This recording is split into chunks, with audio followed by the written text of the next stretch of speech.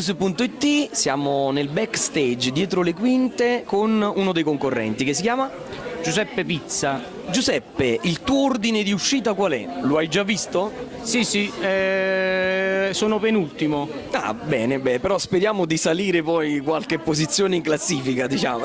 Vabbè, ovviamente, me lo auguro pure io. No, vabbè, tanto qua comunque la serata è con uno spirito, diciamo, goliardico, no? Sì, Per divertirsi, per far divertire il sicuramente, pubblico. è solo per divertimento e per far divertire il pubblico. Ma tu sei proprio di qua, di Cicciano? Sì, io sono di Cicciano. Benissimo. E nella vita? Faccio l'autista. Bene, quindi per passione poi canti. Sì. E stasera cosa ci canti?